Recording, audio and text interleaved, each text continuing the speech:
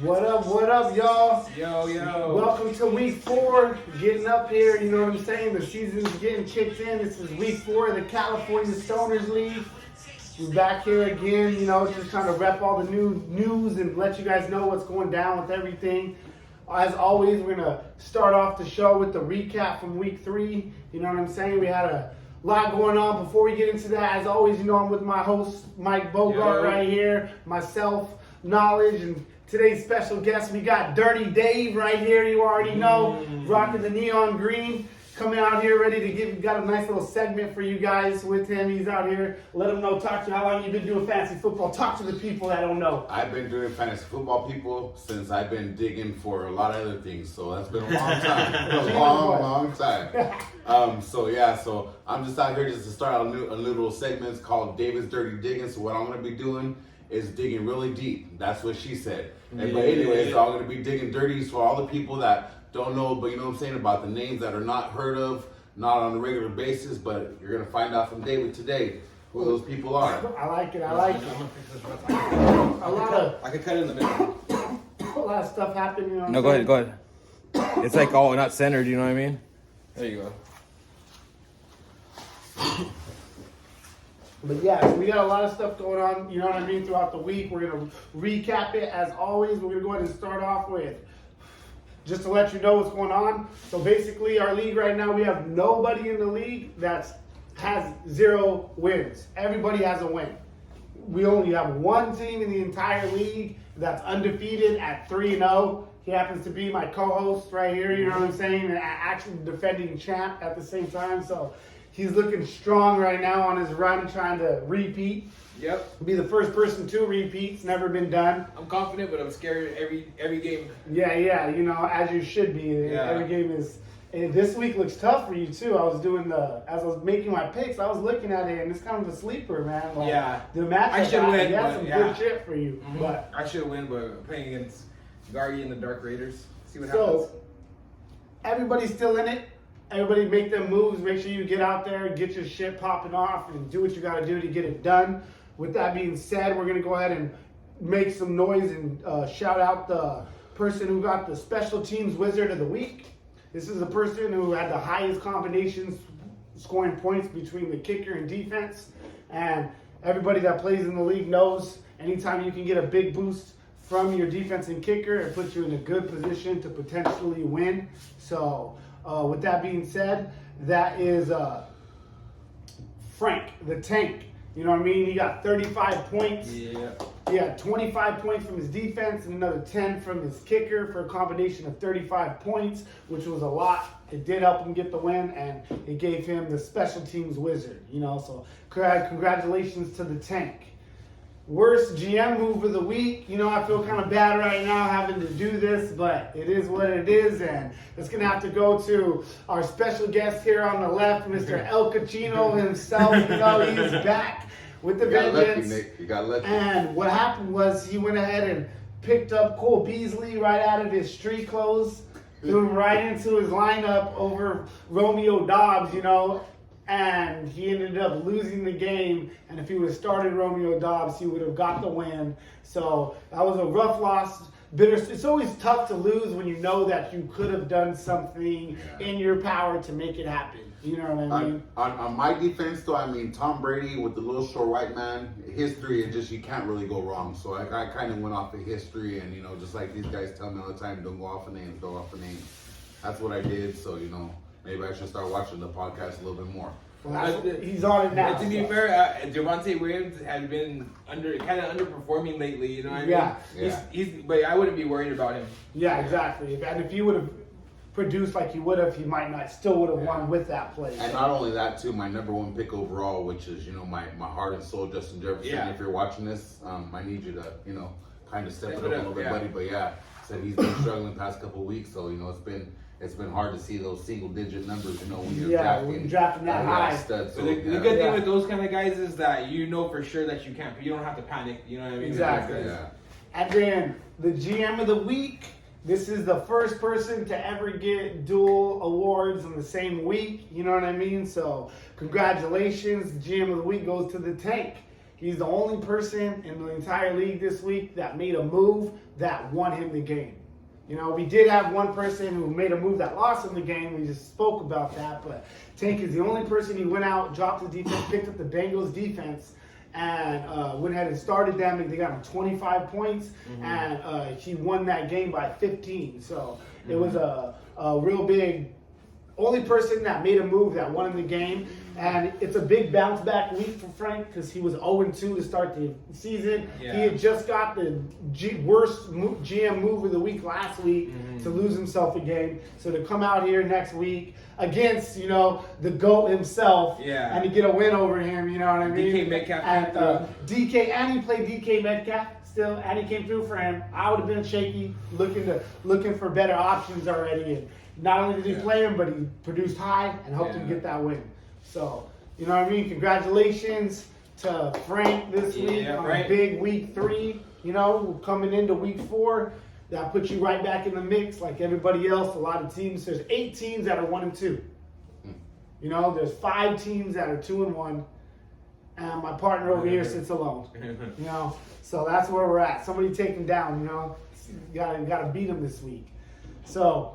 We'll go ahead and go right into the first segment this week, and it's going to go ahead and we're stoners, as you can see. For anybody not part of this league that's watching it, everybody in the league knows what time it is, how we roll. So we do our shit different. We like to fucking name our segments over weed shit sometimes, you know. So today we're going to go ahead and it's top shelf, middle shelf, or bottom shelf. I'm going to spit some names to you guys, rapid fire, real quick, back and forth. I'm going to go back and forth. I'm going to give you a name, and you're going to tell me if this week coming up, what are they going to do? Top shelf. And these are guys, I picked these names and stuff off the starting lineups from your teams.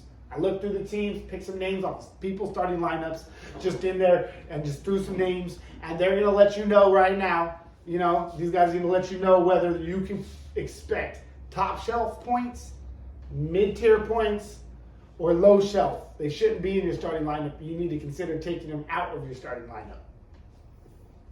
So, Mike, we're going to start with you, Bogart, champ, you know what I mean? We're going to start with Terry McLaurin at Dallas. Terry McLaurin at Dallas. I have him at mid-shelf. He used to be a high shelf, but this year he have him at mid-shelf. I mean this week. This at Dallas. Oh, at Dallas. This week. Well, at Dallas, he's gonna. Well, it's obvious. Dallas is a good defense, and I still have him at mids. And what I was saying is like, his production this year so far is not what I seen because they got what I seen last year because they got a good offense with Dotson and Curtis Samuel back, and then Carson Wentz seems to be spreading the ball around. Yeah, so spreading around. He's been doing. He did good. He did okay for not being as productive as he's been the past year, but going against Dallas and then with what it's been happening this year, I think it's a bad matchup, and it's going to be mids. Not low, but mids. Okay. Yeah, I mean, his target share is still there. He's just coming off his first 100-yard game of the season this past week. I'm not low on him. And I would definitely agree with that. They have been spreading the ball around a lot more, so that sounds good. We're mid-shelf on Terry McLaurin this week. Don't panic, but you know, maybe he can burst through that ceiling. It was a top shelf at one time, and then some new stuff came in, and they put the new stuff got new on the top toys shelf. and gadgets. Yeah, exactly. They moved him to the mid shelf. Yeah, you know, Dotson is supposed so, okay, I'm going to go with you, Mr. Dirty Dave. We got Chase Claypool versus the Jets. At home versus the Jets. You know, honestly, in all reality, I'm not a huge fan personally of Chase Claypool, and I think the numbers have kind of backed it up this year with, you know, once again, I think Deontay Johnson's kind of dominating most of the targets, and then, like I said, then they're a run-heavy team already as it is, and, you know, a little hint on what's coming up probably a little bit later on, but they have a young other running back that's, you know, just as capable and willing as Najee Harris that I've seen the past couple games. So, he's you know, a pass catching back too, right? Likes to catch the pass. So once again, like I said, I just think Chase Claypool's kind of, you know, a couple deep balls in a way, like a less of a Mike Williams, I would say. Williams, but lesser, exactly. Yeah, so I said I kind of go that way. So I'll definitely say bottom shelf. Like, all right, yeah. I mean, he's getting only 6 targets a game right now so far this year. That's not Boomer that Bust, though, many. amazing athletic He's player. single-digit fantasy points all year so far. So, and I think as well too, what doesn't help the fact is, once again, I don't know what their coach is thinking, but Mcclure basically just needs to go. Like I said, I think I think it's Kenny Pickett's time already, regardless. So they're gonna get there at some point. They gotta do something, you know. Yeah.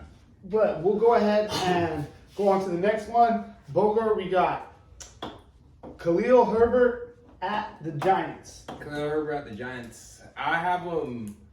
He's gonna move up to the. He was mids, but he's gonna move up to the top shelf this week. Oh, he's shining this week. Put him up there. You polished him off. Move him on up there.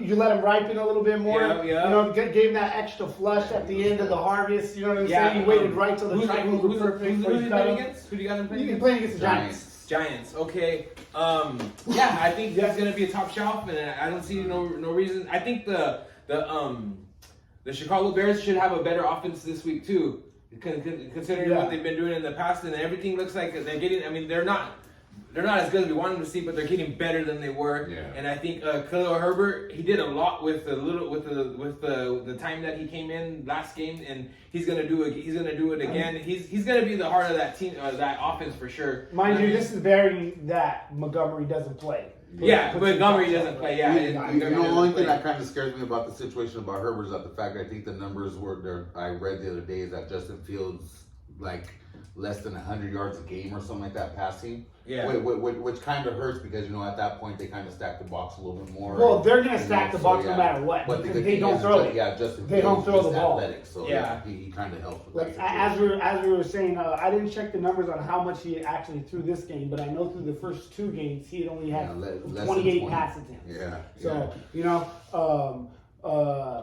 but yes, so Cleo Herbert, though, I do think he's a dynamic player. He's young. We've been talking about him on taking over the job and everything. So I do like him as a high shelf. Even with Montgomery, if you got him, throw him in your starting lineup. Find a way, figure it out. Even with Montgomery in, I think he's valuable still. You know what I mean? But they're not. The team's not using him that fantasy wise yet. But he is a value even with Montgomery. He's just waiting for that moment. So how about this? In another league, I have in the dynasty league, not the league we're in right here, but I have Cleo Herbert and I have a pretty stacked team in all my positions. Mm-hmm. Should I be starting Cleo Herbert over Alvin Kamara this week with the way Alvin Kamara has been playing?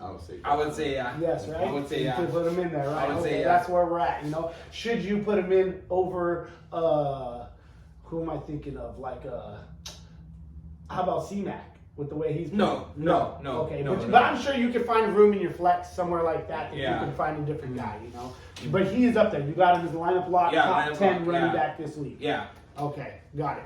So, moving on to the next one, Mr. Dirty Dave. We got Jamal Williams versus the Seattle. Jamal Williams at home. Unfortunately for, I believe, my co-host over here, Mike, that he has Swift, so he's going to be hurting, I think, for a couple weeks, if I'm not mistaken. But Jamal Williams is, always been a more than reliable, running back since I can remember back in the days of Green Bay. That's why Detroit paid him, the money they did to be the backup. And where you got him, top shelf, mid shelf, or I would honestly, bottom shelf this week. This week. I would say against Seattle. At home versus Seattle. I'm going to go ahead and go as bright as my shorts and headband are, as bright as his future is this week, and I'm going to go ahead and go top shelf on that one. Smart man. So while saying top shelf, as sad as that is for my co-host over here, that he has it's happy that he happens to have Jamal Williams on his bench just waiting to replace him. So I think he'll be okay. You gotta be okay in that aspect. But I agree with you. Jamal Williams, especially with how dynamic the Lions' offense has been, they love to use their running backs. They use them in multiple ways. Their offense is putting up a lot of points as far as fantasy-wise concerned. They came out here, murdered me last week with you. Yeah, so I said he's somebody now that I feel you have to watch out for. And he's also a little banged up, so we don't know if he doesn't play too. They'll lean more on the running backs, So this is all more reason why Jamal Williams should be a top shelf. I agree. Sure. All right, so next we got Keenan Allen at Houston. What do we think? Yeah. This is barring he plays. I mean, I'm assuming he's going to make his game back right here. I've been seeing he's been coming back. He has a good chance of playing. So we're going to go ahead and, if he plays, Keenan Allen. Well, Keenan Allen, I got him at. I'll go ahead and give him a top shelf if even Herbert plays and even he plays a little bit less than 100%. I'll go ahead and give him a top shelf and give him his floor. Again, his floor. I think his floor is top shelf. Okay. So I'm gonna give him his floor. While on the field. While on the field, you know what I mean. So his floor can be like 15. You know what I mean. Yeah, he just demands so many targets. Yeah, it's the rapport he has. He's elite. He's elite. And the fact that he's always doing inside routes across, Yeah, one of the best route runners in the NFL since he's been in it. You know what I mean. All right. So next, Mr. Dirty Dave. We got Derrick the King Henry at Indiana. He had two bad games, you know. And then he's coming off this big makeup game against Las Vegas. Not the best run defense. But next he's got at Indiana. They haven't looked too hard on defense either. What do you got? You know, I just think, in all reality, it's kind of hard to go against him because he is King Henry. So I'm going to go ahead and say top shelf because of the fact that he touches the ball over 25 times a game. Like I said, hopefully last week, whoever has him, if that receptions keep on coming, those little screens and stuff like that, because we've seen that picked up last year. So it seems to be a trending thing this year again. So I think as long as he gets, 4 or 5 attempts as far as passing is concerned and gets his carries, he's gonna. Yeah, he was utilized more. He's gonna be top shelf. He was utilized more in his passing game. And though I completely understand that, and I do know he's one of the greats, I'm going to go ahead and just throw out that I'm going to put him in the middle shelf. That's the first one I disagree with so far. But that's more of a me thing. I don't know. Me and King Henry didn't get along last year, you know what I'm saying? So that's just a personal thing. I think he's going to have a regression year overall. So, I mean, his medium shelf, is still good at what I think he's going to do. I never agree with him when it comes to King Henry. I stand alone on this guy. It's very lonely out here. There's like no water either because he just keeps rushing for like 200-yard games and smashing it, and I'm just like dying of starvation on my little lonely island. A man amongst boys. All by myself. A man amongst boys, even though the boys are men in the league. You know what I mean? Like, gosh, it doesn't make sense. It's not the even Yeti's fair. coming though. The Yeti's coming. So next let's go ahead and go with Tyler Lockett at Detroit. Tyler Lockett at Detroit. Where are you throwing him? I'll throw him in the mids with the potential to like he's like he could be top shelf, but I'm gonna throw him in the mids. You know what I mean? I'm gonna throw him in the mid. He's mids, but I think. Against Detroit, that's what I'm giving them the mids for. You know what I mean? I think he's gonna be able to produce. I think they're gonna be able to produce. It should be a good game script for the the Seahawks against the Lions. And I mean Geno. Let me see, what did Geno get him last time? I think he's looking pretty good. Yeah, he's getting about 6 targets a game, 7 targets a game, I think. Yeah, I don't have his stats right now. But what are you gonna say about him? He had a decent game last week, but he still has only thrown for over 200 yards once, I think, all year. And I personally got him on a borderline low end to borderline mid-grade. Like, he's like the mid-grade shelf, but then you smoke it and then like it doesn't hit quite right. You know what I'm saying? And then you're like, fuck, man, I should have just fucking got the bottom shelf. I mean, I would have got more. You know what I'm saying? Check this out. The last 2 games against the 49ers, I mean, it was a pretty bad, good defense. Yeah, those targets. You know what I mean? The last 2, he started off with 5 points against the Denver defense on the first game, 19 points against a really good San Francisco team with 11 targets, 9 receptions. 22 targets the last 2 games, 18 catches. So I mean, 100 yards the trends are I'm saying too low on him. The trends are. I'm too low. I think a mid is. I don't know. He's probably especially he's got a good matchup. Yeah, they really can't stop. We're spending a lot of time on him, but I didn't really notice that he had 11 targets in the past 2 games with 9 catches. 19 and 16 in the past 2 wins going against Detroit. He's been, I think it's because after that first game, you know what I mean? It was just a real bad game for Seattle all around, and everyone just wrote off their entire offense. I might have to look into Garza's trade offer.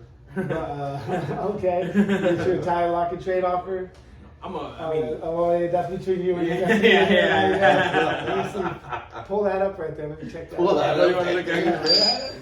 And then we'll go ahead and go on to the next one, and let's go with Josh Jacobs versus Denver. Oh God, he gave me the Raiders out of all the people. You know, the Raider fan. I'm gonna get, and we're gonna keep it real. Well, you're both Raider fans. You know, Fins. Gosh, I just want to just because my heart, I just want to go and say low shelf, just because I said I just don't have no faith in him. They have running backs that are better than him. I feel Brandon Bolden's more of a better all around back. You know, even the young kid that they have, what's his name from Georgia, Zamir White, should be getting a lot more touches than what they do. So I just don't have no faith in him at all whatsoever. Like I said, he's kind of like almost already like Ezekiel in a way, to where if he doesn't fall in the end zone for you and score, he's probably gonna have a bad game for you, which is under about 8-9 points. I said that the good thing is little hopefuls. He does get received a little bit more as far as receptions are concerned. I'm gonna back up. I'm gonna back him up. I'm gonna back up my homie. No, yeah, wait, I'm the one with you. I'm backing up Josh Jacobs. Yeah. His production looks like it's actually rising from 8-9 to 14 in the past 3 games. Well, and then not only that, he's actually he's never finished outside of the top 15 ranked fantasy football running back. In his entire career. But we're talking about this week too, though. Against Denver. So I just feel like which is a tougher matchup, but his utilizations in the last 2 games, I think he's got at least one 12-yard or more rush and one 12-yard or more receiving, which is up from last year. He only had 2 through the whole year. I think he already has 3 or 4. You know what I mean? Yeah. Through this year or whatever, 3 because there's only been 3 games. But I actually like him as far as he's like a Brandon Cooks. He's like the running back version of Brandon Cooks right now, where he's nothing pretty about him. He's not gonna do anything really high, but he's safe. Even the numbers, all 8, 9, and 14 for an RB2. So you put him at a mid shelf. Yeah, I'm definitely putting him at a mid shelf. You can even say a low mid shelf too. Probably. I'll give him a solid mid shelf. Okay, Yeah, so I'm happy with him at mid shelf in my RB, especially with the production you've got from running back so far this year. Yeah. You know? Yeah, you're right. Everything is, for how sparse it is, 8, 9, and 14 doesn't look that bad for an RB2 with how dramatic it's been, you know? Yeah. It doesn't look pretty when you're watching the games, though. To be honest, even to that, when they play against Broncos this weekend, Broncos have 2 running backs that are better than Josh Jacobs on their team at the same time. Yeah. And that's coming from a Raider fan. Diehard Raider fan. But, all right. And then next, let's go with right on the same game. Let's stay on that game. Let's stay in the position. Let's talk about one of those guys that are better, Javonte Williams. Oh, he's top shelf. Las Vegas. What's he gonna do? He's top shelf, bro. We're horrible. My tough love against my Raiders. Everyone likes to think, "Oh, we have faith." Hold on, are they both top shelf?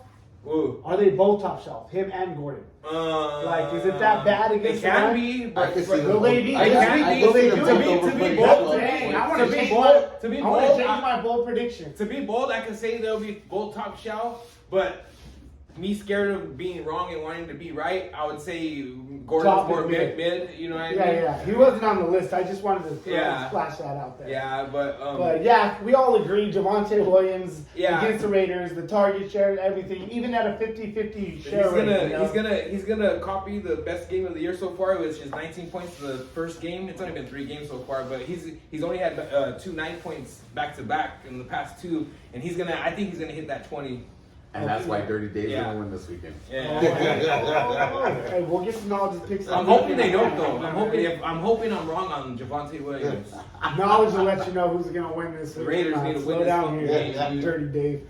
All right. It's like a win. The Raiders win, and Javonte Williams doesn't do good. All right. Next, we got Joe Burrow versus Miami. Cujo. Where is he going to be? Burrow. I'm going to have to go ahead and say top shelf.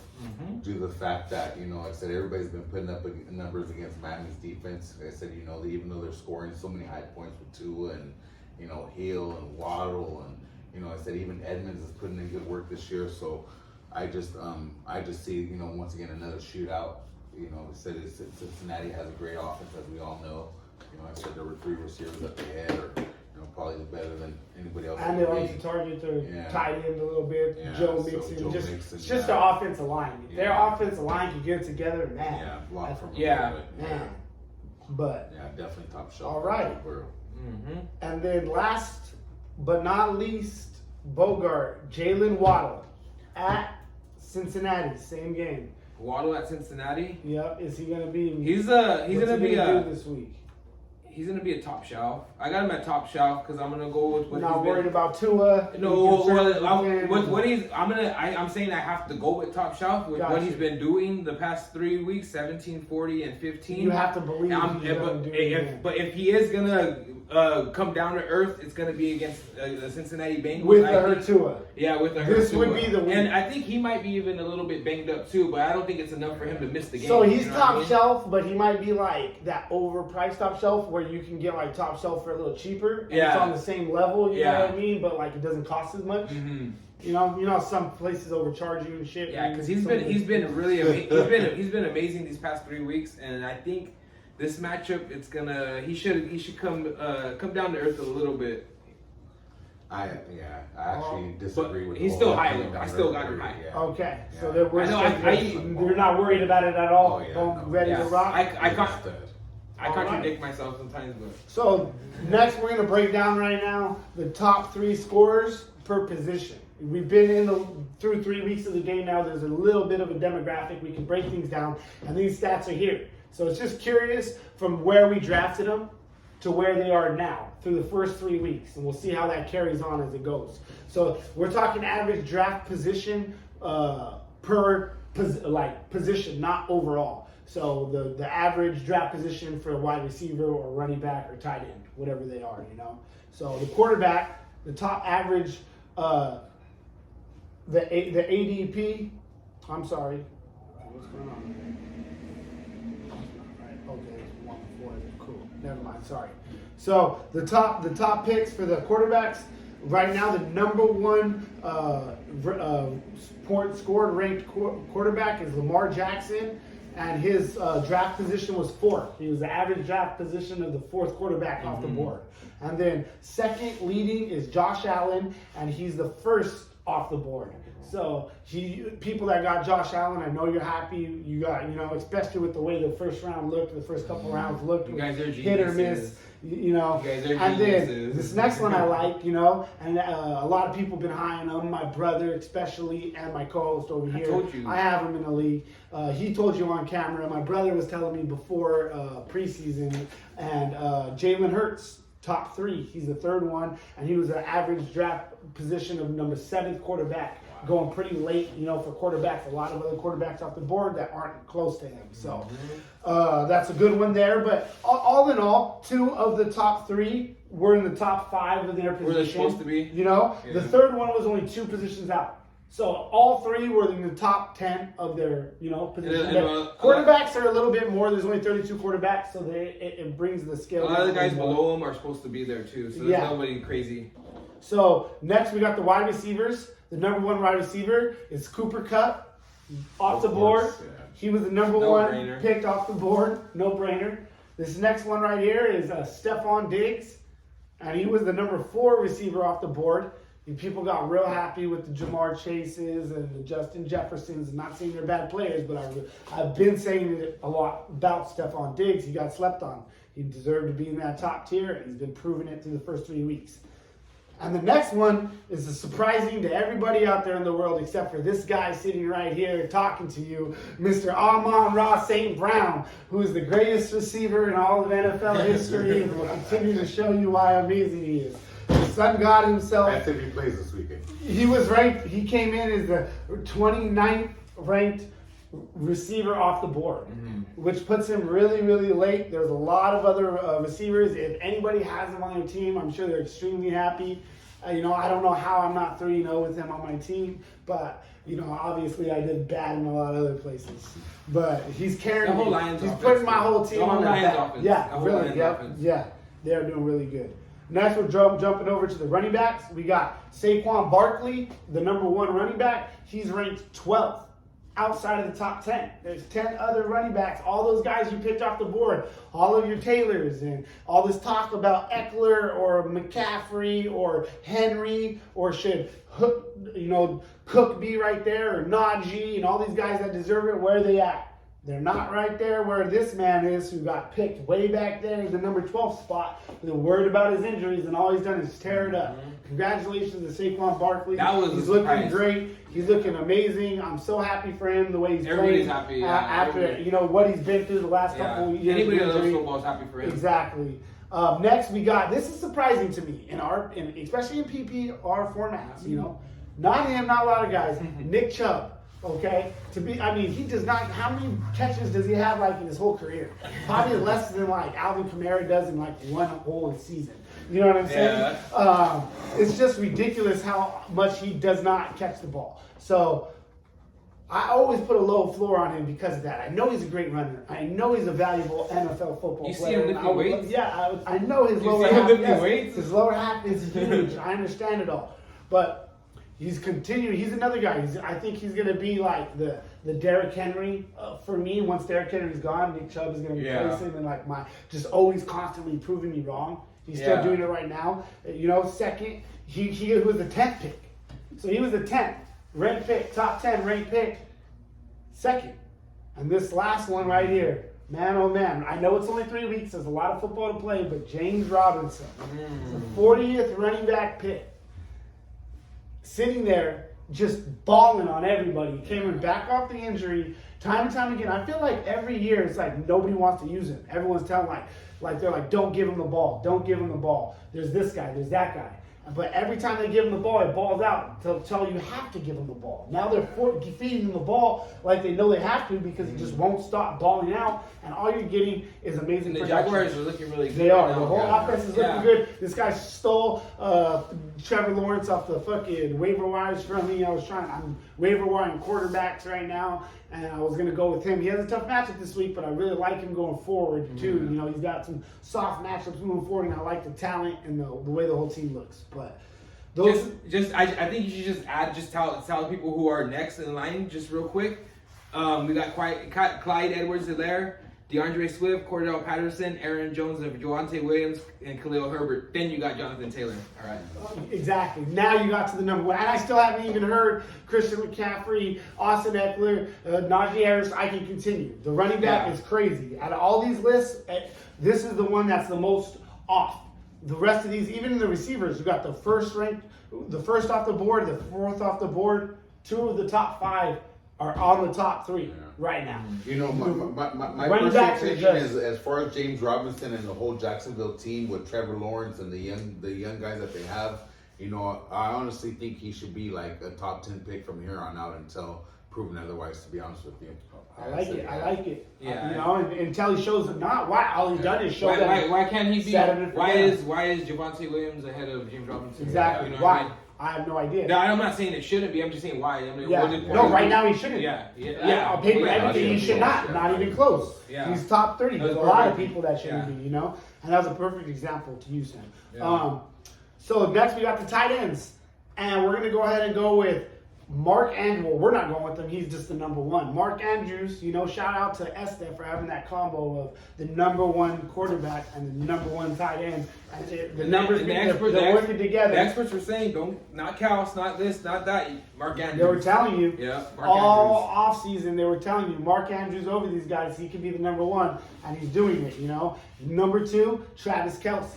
So that's the thing about tight ends. They're so barren. You got these guys, Travis Kelce, Mark Andrews, they're hot, they're hit. They hit for you. But next, the number 3rd, I love this right here. Tyler Conklin, number 3, undrafted. That's where he was drafted. That's what number he was ranked off the board. Undrafted. Nobody picked him up. Just go get him off the waivers. He's still undrafted in a shitload of leagues. I went and picked him up in every league I could. You know what I'm saying? He's finally gone. I got him in 3 of my 4 leagues.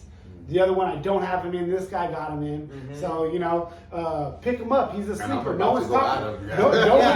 Nobody's talking about him. If you look, okay, I'm going to break these numbers down real quick, okay? 7 targets, 9 targets, 8 targets. He's on there. He's on there for 92 snap percentage, 92%, 100%, 79%. He's out there the whole time. He's out there getting yards. He's putting up numbers. His fantasy points are 11 points, 10 points, and 16 points. Mm-hmm. For a tight end, he's out there outproducing guys like George Kittle. You know what I'm saying?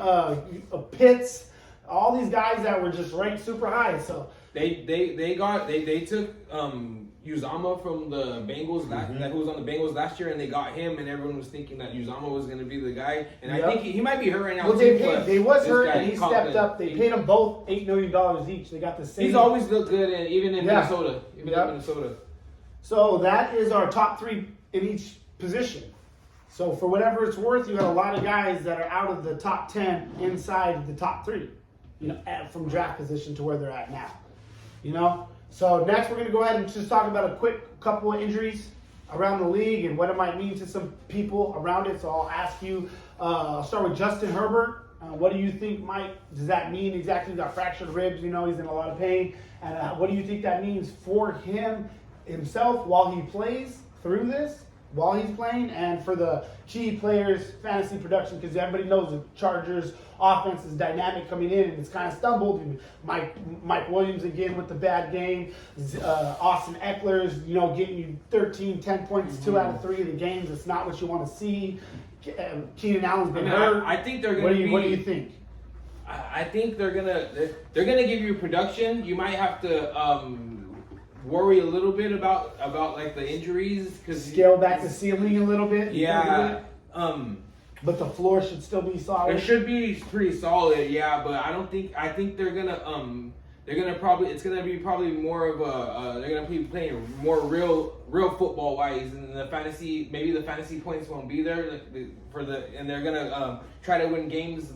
If Herbert's hurting like he is, they're gonna probably try to win games. They're probably not gonna air it out as much and try to maybe dump off the Eckler like he should be doing. You know what I mean? But they're gonna find a different. The Chargers are a good team, so where if Herbert's hurt, that they're gonna put him in a position to have success. I think. So if being said, if there's one key player that's usually in people's lineups on the Chargers that you have to say you have to be worried about the most, which one would it be? You have to pick. Which one would you be worried about the most? I'm not saying you're worried about him in a way you wouldn't put him in your lineup. Just out of those ones, which one's going to get affected by this the most? Fantasy-wise. I'm thinking Mike Williams. Yeah. Because he's the deep. Yeah, I could be wrong though. You know what I mean? I could be totally wrong. See what happens. And he is who he is. You're not worried. You're just as worried about him now than you were before. Yeah. Me and Andy talked about him last year. We always said that we love him. But he's gonna give you a fucking 10-point game. I mean, a 5-point game. Yeah, then a 25-point game. And at the end of the year, he's gonna be a top 10. But if you didn't play him and you didn't pay attention, matches, you get pissed off. He gives you 3, shitty games. He gives you 3 shitty games in a row. You bench him, and then he balls out for 40. And then his numbers look good at the end of the year, and you're not eating none of those numbers. You'd rather have 15. Yeah, exactly. Or 30, 5. So next, David, we got David Montgomery. He's coming off of a leg and a knee injury right now. And we got players around him. This is a heavy run offense team. They rarely throw the ball. He's their lead running back, getting a lot of touches up until then, hogging like 20 touches a game, in the week before that. What is this? How does this affect the people around him? Who does this affect the most around him besides him?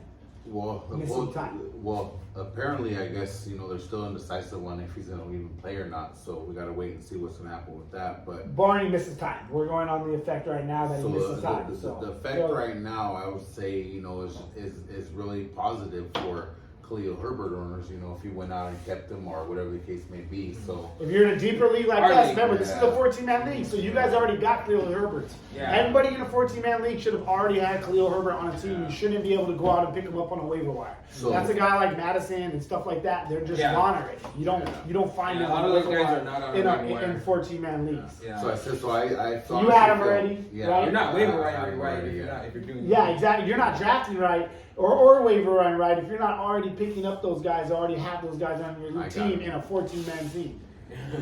Yeah, so I think once again the positive effect will be, of course, once again, him meeting Herbert a lot, once again stepping into the number one role. I'm hoping, but I really don't see no negative as far as it affecting anybody else, because in all reality, he's going to be able to step up. Okay. From whatever. So really, fine.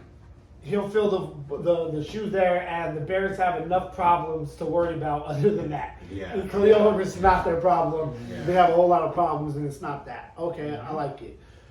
Next we got Deandre Swift, your boy right here. Your running back. He's going to be out. They got a bye coming up, so I'm assuming, and I would want, me personally, I would assume that they're going to rest him through the bye. It's a couple weeks, let him get rested. So how does this affect the other teammates around him that'll be playing with him gone? It shouldn't be too different. The only difference is that I think Deandre Swift doesn't play, it shouldn't be too different. The only difference is that, like, when Deandre Swift gets the ball in open field, he's a little bit more agile and explosive and he can take it to the house a little bit better than Jamal Williams could do. Jamal Williams is really good, and he's gonna fill the position almost exactly how Swift would. But I don't know if we're gonna be able to get those explosive, big touchdown boom plays. You know what I mean? Yeah. But they shouldn't see no change in the offense. He's been getting all the carries in the goal line anyways.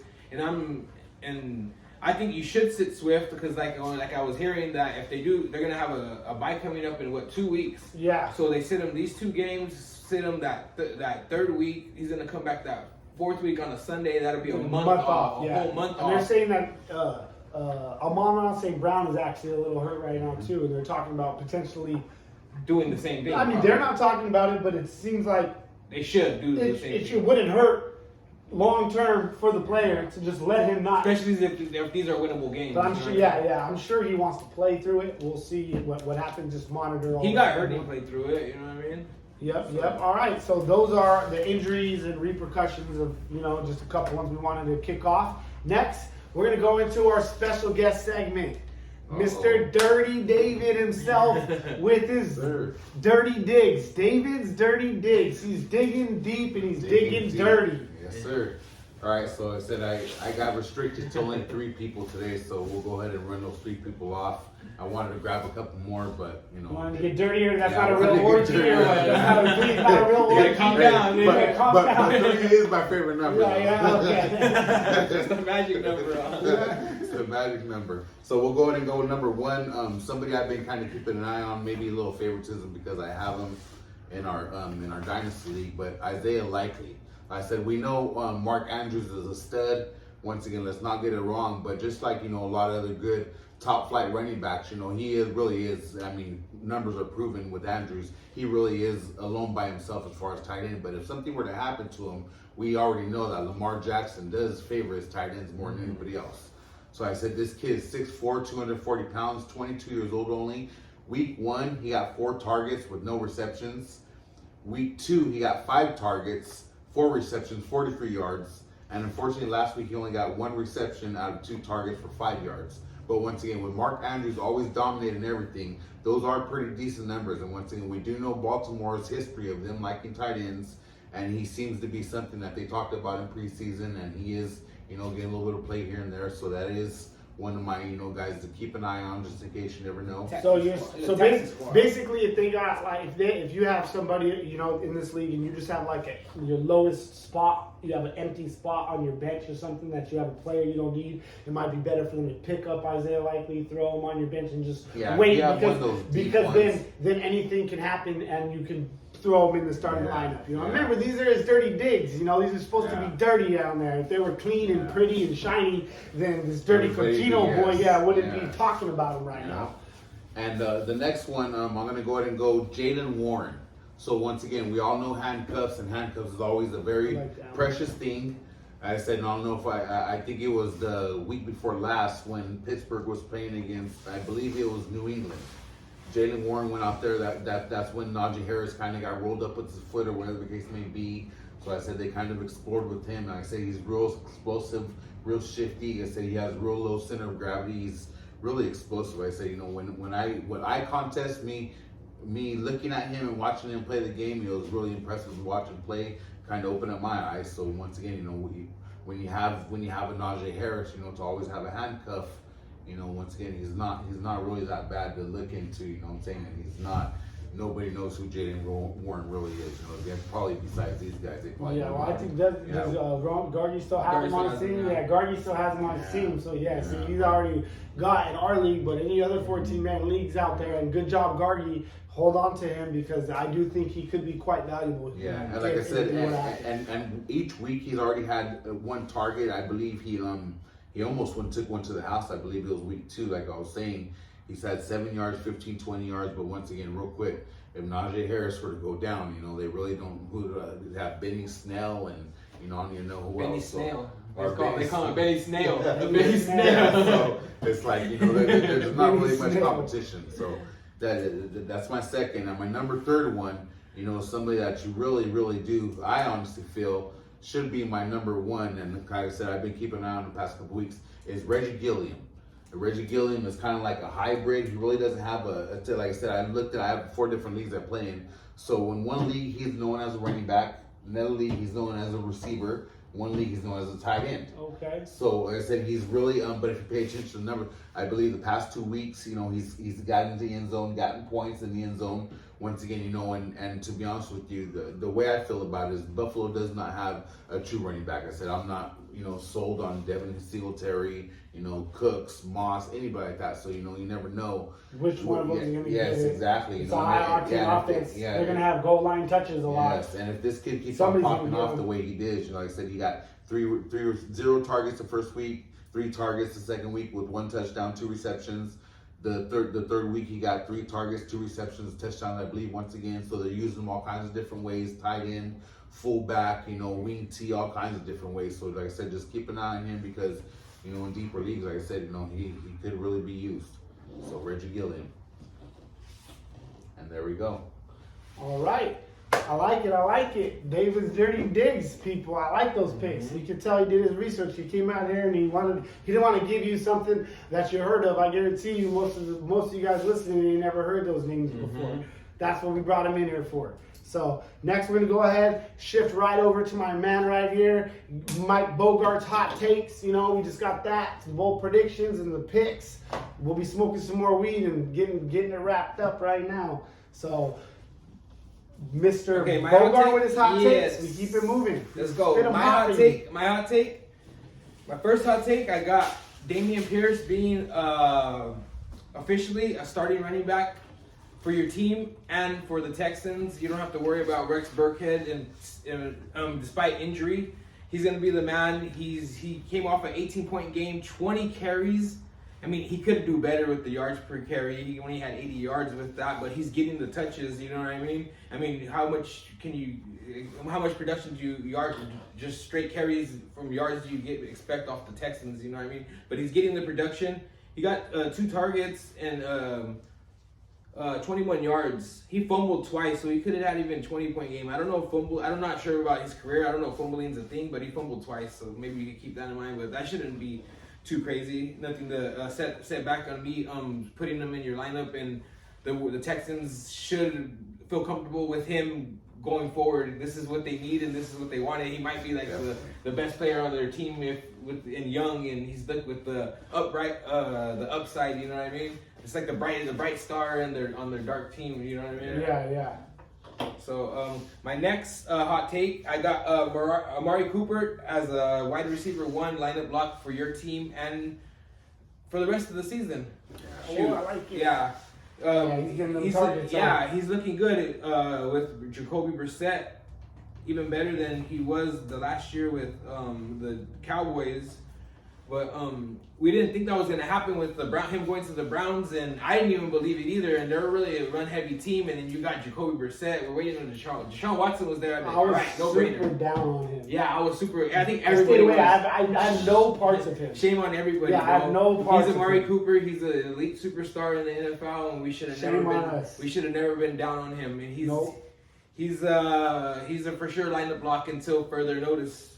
Yeah. Yep, yes, sir. Okay, I and like then it. my next hot take is Chris Olave is going to be flex for your team, and he's going to be a real key part of the Saints going forward. He had, let's see. Yeah, He had I his- think in our leagues too, he's a viable, wide Flex. receiver too. He's a If you flex, get him in yeah, a 14-man yeah. league that we're in, you know what I'm saying? Yeah, All the way I up guess there. I'm low end. You're thinking. I'm thinking the rookie. I'm not sure about him, gotcha. so that's why I gave him that because he could pretend. Especially this week. This week he should really have a chance to shine. Mm-hmm. And if he could take advantage of that. Basically playing 75% of the snaps every game. He got 3 targets in his first game, but these last 2 games he's back to back 13 targets and 5 receptions and 9 receptions after that. Not only that, his target depth per. That's what everyone's saying. Yeah, it's crazy. He's like. He has 168 more fucking air yards than any other receiver next to him. So it's like off the charts. Yeah. Like it's crazy. Like it's nuts. his every target he gets is more than 20 more yards. They're valuable Yeah. targets. Like I think he's Lots of averaging. points are on He might him. be averaging like 31 yards or something like that. Yeah, a target yeah. or something. I It's forgot what crazy. it was. Okay, so yeah, Chris Olave is gonna be he's a for sure flex, and you don't have to worry about him for the rest of the year. And I think Jameis Winston's gonna keep him productive, and even that Andy Dalton is gonna eye him if Andy Dalton needs to play too. All right. So next we're gonna go ahead and go with the bowl predictions. You know what I mean? Bowl predictions. We'll start it off with our guests today. We'll let you start off the bowl predictions. Hit you with whatever you think, something bold that's gonna happen this week. That we're gonna look back on this film and you're gonna say, "Damn, I'm the man." Yeah. I told you. I'm gonna go ahead and go with Elijah Moore will produce the way he produced at the end of the year last year with Zach Wilson hopefully coming back in the starting lineup under center. Let's say he put up big numbers. I know there's a lot of high expectations for him this year. So I feel that he's gonna put up easily over 17 points this game. Probably about 8 receptions for, I would say, over 120 yards. Hopefully 1 or 2 touchdowns. For sure, but 2. Yeah, I said I'm really high on Elijah Moore, so that's my bold prediction. All right, I like it. And I'll go ahead and go next. My bold prediction is Mr. Brandon Cooks. I think he is going to go ahead and grab himself around 6-7 catches, get you around 100 yards without a touchdown, but he's going to get you a big game. You're going to be happy. The production's there. He's got 10 targets per game. He's 11 each over the last 2 games and like 7 or 9 in the first one. So he's a target machine. You know that. He's always had a problem getting in the end zone, but the amount of receptions that he gets and the amount of yards that he gets, it doesn't really matter. They have a good matchup this week against the Chargers. Chargers just got blown out the water right now against the Jags. They let Justin Lawrence and them throw all over him. So I mean, he's proven that he can do it with Davis Mills. He's capable of putting up numbers. And that is David Mills' favorite target. So I'm going to go ahead and go out there and say he's going to get you a big game this week. Lock him in. If you have him, you need a flex spot, he can produce for you this week. He's going to do it. Let's see. I have a whole bowl prediction. What was I telling you before? Bowl prediction. You were telling you didn't write it down. No, was it the Eagles. Yeah, there it is. Yeah, my bold prediction is another Philadelphia Eagles. They had a 24-point game last week against the Commanders, and this week they're playing against a good Jacksonville team that's been putting up numbers. But I think the Philadelphia Eagles are probably my Super Bowl pick right now, and I think they're gonna dominate like they've been dominating, and I'm gonna give them another 20-point performance this week. Back-to-back 20 points. Yep. From a high-octane offense that's been on fire through the first 3 weeks. Yeah, That's so bold. I said it. If you can get them and start them. I'm telling you right now. Brandon Cooks is gonna get that touchdown. He's making me feel like I wasn't bold enough. You know what I mean? Yeah. No babies about it. Yeah, good. That's a good one. I like it. All right, those are some bold predictions. So we're gonna end this as we do end everything. You want to spark the joint, Mr. Guest, right here as I read off our picks of the week. You know what I'm saying? Knowledge's picks of the week. Every week I try to bang them out for you, hit you guys with how it's going to work out. You know you want to make the list. I stay being right more than I'm wrong. So once again, we're going to go ahead and let Cal Al get himself another victory this week. After seeing that matchup, this next one was pretty close. I was back and forth on the fence. This is actually going to be my matchup of the week. It is my co-host El Cachino versus Tank, who's riding hot after last week. It's neck and neck, and I actually think I'm going to go ahead and give it to my co-host, Mr. El Cachino, right here. I was literally had Tank written down in my list, and I was looking at it right before we started, and I switched it last second. So, sorry, Tank, you're 1-3. Cochino's 2-2. Much needed victory. Next, we got another good one between Just Win Baby and Team Munoz. This is also a matchup that can be head-to-head, and I'm going to go ahead and favor the wide receiver matchups. I like his receivers, but I like Bo's receivers, but I like Nick's running backs. And I'm partial to running backs. I've always been a running back guy, especially with the two. I say Christian McCaffrey finally gets used like he's supposed to get used this week. They start fucking tossing him the ball instead of using him like a running back. And Saquon Barkley continues his greatness, and Nick rolls himself on with fucking whack-ass Russell Wilson to a victory and gets himself a win with whack-ass Russell Wilson. Let Russell warm up. Let him warm up. Warm it up, man. Yeah, let him warm it up. It might be a little bit. Let him use the microwave, you know what I'm saying? He's preheating right now. All right, next we're going to go ahead and rock with I'm trying to get this guy to lose, you know what I'm saying? I really do want him to be, you know, like nobody wants anybody else to go undefeated, but I look at the matchups, I look at everything, and I wouldn't stay true to myself if I didn't pick who I think's going to win. Swift and Changeable is going to be 4-0 after he whoops on fucking Dark Raiders, you know what I'm saying? So, it is what it is. His team's fucking good. Go look at it. It's on paper. His team's good. Stevie's team's good. It's hard to fucking... Jorge's team's good right now on paper. It's hard to bet against these guys. Jorge, you're losing this week, though, because you're playing me, obviously. You know what I'm saying? So that's the only reason. I'd probably pick you if you're playing anybody else, but you know what I'm saying? I'm whipping that ass. I'm throwing me out there early. And then these last two, I'm going to go with the Baby Blunt. Going to pull himself off one against Berman, you know what I'm saying? It's a pretty close one back and back, but I like his options he has on his team a little more. And then right here, I'm going to have to go with Team Chimichancla because Butcher, even though he got that big win, there's something off about his team. Yeah, I don't know. Revo, I don't know what's popping. He got some McKissick and a starting line. We miss you, Revo. I feel like I don't talk about you enough on this league enough, and when I do, it's nothing nice to say. So you're the fucking man. Let's golf soon, you know what I'm saying? But as far as your team right now, I just can't get jiggy with it, you know? So it's like, I look at it and it gives me Gargi vibes with the Gargi's team vibes. I see both of your teams together, so I can't fuck with either one of those. Hit the wire though. You could hit the wire. Yeah, there's guys out there. It looks like Gargi hit the wire good though. Gargi made some clean way to wire fucking shit this week. Yeah. I hate on Gargi, but he's doing his thing. He knows what he's doing, and his team isn't bad at all. Yeah. But no one's team is bad. We're all fucking in the same boat. I'm 1-2. I suck right now. I'm misery. I'm dragging all you guys down with me because misery loves company. And it's fucking night. I'm not used to being sub 500. I don't even remember the last time I've had a sub 500 fantasy team in here. It's been forever, but we'll go ahead and wrap it up. You already know. You know what I'm saying? It's 420. We're smoking weed. You know what I'm saying? Cheers to you guys.